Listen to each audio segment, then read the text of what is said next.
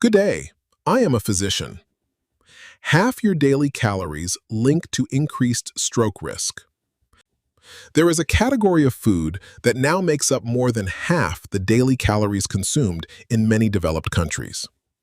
Research has directly linked it to significantly higher rates of stroke, dementia, and changes in long-term brain health. The important point is not just what these foods contain.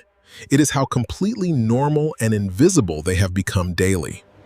Today, I explain the exact mechanisms by which ultra-processed foods damage your brain and vascular system over years and decades. This video is for educational purposes only and does not replace professional medical advice from your doctor. Ultra-processed foods are defined by the NOVA classification as industrial formulations containing ingredients rarely used in home cooking, packaged snacks, flavored drinks, reconstituted meat products, instant meals, and most fast food all belong to this category. A 2000 study in the journal Neurology found that each 10% increase in ultra-processed food consumption raised stroke risk by 8%. Today, I explain the biological mechanisms behind that number for understanding. Modest dietary changes made consistently produce measurable benefits for your health. Number 2, how these foods damage your brain vasculature.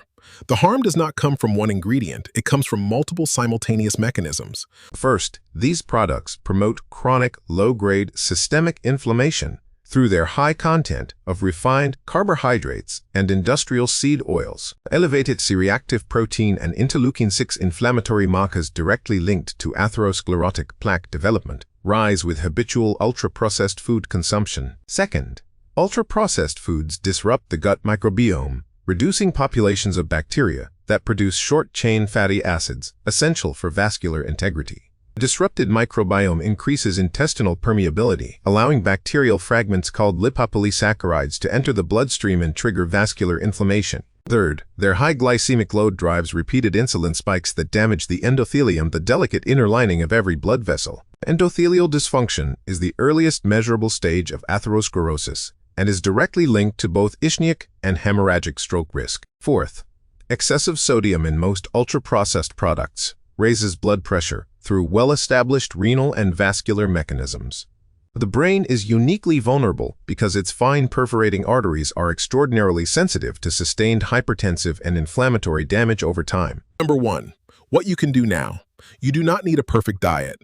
You need a meaningful and consistent reduction starting with specific choices.